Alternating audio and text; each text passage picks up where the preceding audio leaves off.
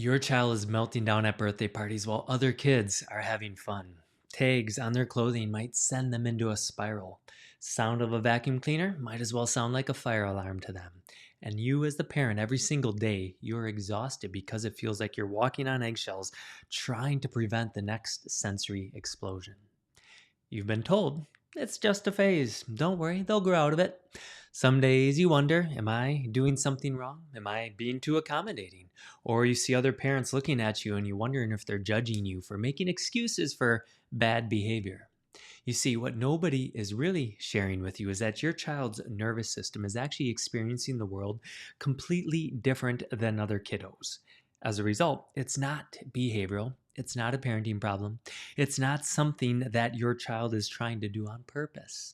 So, in this video, I want to dive into exactly what's happening inside your child's body when they are experiencing sensory overwhelm, and also when it comes to helping them with sensory issues, why traditional approaches often plateau or don't really seem to gain the traction that you're looking for. So, I want to ultimately share with you how you can help find a balance in your child's nervous system to help them succeed, to be calmer, to not have to wait and wait and wait for them to outgrow it. If you are exhausted from their daily meltdowns, if you're really ready to get to the root of the things, that's what this video is for. Help your child handle the world better. So before I dive in, I want to share a quick story of a 4-year-old Augie. When he came to see us, sensory was a big issue, and mom wasn't even quite sure what was happening because she was seeing me herself, and she goes, Dr. Ty, I've got a question for you. It seems like he is really defiant. He's always causing this like kind of pushback, and it wasn't like that way with his older sister. So she thought maybe boys are different. Maybe he's just being stubborn or defiant. And I started to ask her some questions, and she shared with me that, as an example, socks were the worst to put on. She'd have to put them on 3, 4 times to get them just right. If he was going through sand, he'd have to be carried, or if he got his hands messy, he'd have to wash them right away. And I started thinking, well, it sounds like to me this is more than just defiance. This might actually be a sensory issue. For her and her son, she said morning and night were the biggest challenges, always a fight, always a struggle. And ultimately, she was worried because he was starting a new school in the fall and she didn't think he was going to do very well. So we did our eval, we started him under care, and right away, within the first couple weeks, mom said, guess what? He put on a new shirt without being told to, one that he was actually refusing to wear before. In swim lessons, he actually put his head underwater for the first time. So here again, it's a great example that him not putting his head underwater wasn't because he was trying to be defiant to the teacher. It's because his nervous system couldn't handle it. We fast forward a couple months in, and his teacher said, he's actually being a lot more friendly and loving towards me. Guess what? Because his nervous system wasn't under constant stress. 3 months in, mom reports that there's no more issues getting dressed. He's actually riding this 2-pedal bike for the first time. He's trying new foods, and mom says he seems to have really hit his stride. So this is such a rewarding thing that we get to do in our office day in and day out because we're helping not only mom understand her child better, and as a result be able to give her resources to help, but to help mom understand that it wasn't that he was being strong-willed or stubborn or defiant. It was that his nervous system was under stress, and when we helped his nervous system process the world better, now he could open up into the world more. So let's dive in then to sensory processing, and in this case, how we helped this boy, but also for you to better understand your son or your daughter better. One key then to really feel empowered to help your child is to understand that sensory processing disorder, sensory processing differences are not a behavioral issue, as I was sharing with Augie, but they're actually a nervous system problem. If you can help the nervous system, you can help your child. Think of your child's brain. It's trying to manage everything in the environment. It's kind of like air traffic controller. Now, if it happens to be managing an air traffic controller, managing thousands of flights at once, it can get overwhelmed. So, same with your child's brain. If it is already under stress, now when you add stress to it, or even things that should be simple and easy to process, they can feel like stress, whether it's what your child hears or what they see, what they smell, what they taste, what they touch. All these things, if the brain is already under stress, start to come into the brain extra noisy. And that's where a child's nervous system now starts to become dysregulated, overwhelmed. It can, what you think of as like normal for you or other kiddos or maybe your kiddos' friends could feel absolutely chaotic to them. Think about the last time you were at, say, the Minnesota State Fair on a really busy day or a chaotic carnival. You've got big lights, you've got screaming sounds, you've got all these different smells, you got people brushing into you. It could feel like everything's spinning out of control for one person in the same environment. The other person's like having a blast. So that all has to do with the nervous system. When it comes to these other two senses, these are two that you don't necessarily hear about in school. Vestibular has to do with movement. If that is off, your kiddo might get car sick easy or not like to go on roller coasters or big rides. If your child's really craving that movement, they might love being on the swing. They might love the merry-go-round, things that spin them around.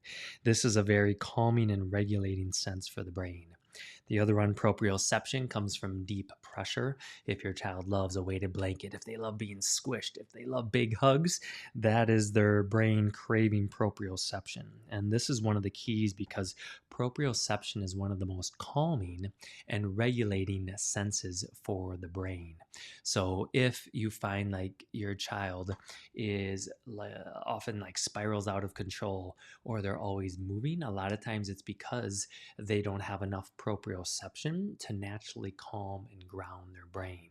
This is something that we love helping with in our office. So I'm going to continue on here. When we add all these things together, when we add all those different senses coming into the brain, if there is a sensory challenge, they often fall into one of three categories.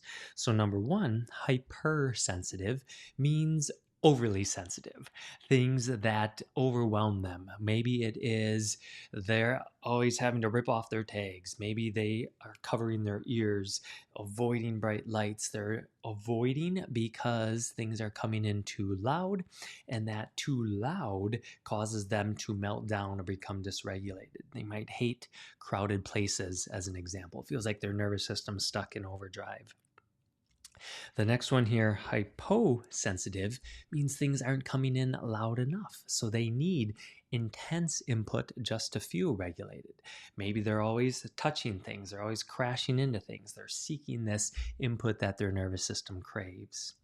And the third one is very common and can actually be confusing because it's a mixed or it's this combination of both. So your child might really crave one thing and really avoid another, and it's kind of confusing as a parent. Either way, what we're looking for then is that these are signs that your kiddo isn't looking to be defined and misbehave. It's actually signs that their nervous system is hypersensitive, meaning they get stressed easily. Hyposensitive, meaning they're always seeking, or that combination is their nervous system seeking ways to try to ground and try to regulate itself. Where do these things develop from then? And I'd say this is one of the biggest things that as a parent, as you're looking into sensory resources, you might have heard from your pediatrician, it's not that big of a deal. Other kids have experienced the same, or don't worry, they'll outgrow it. Well, unfortunately, the stats are growing where now it's 1 in 6 kids are thought to have some sort of sensory processing issue, which means that there's a lot of kiddos struggling out there. And you start to look into resources and maybe you check out OT or other behavior therapies.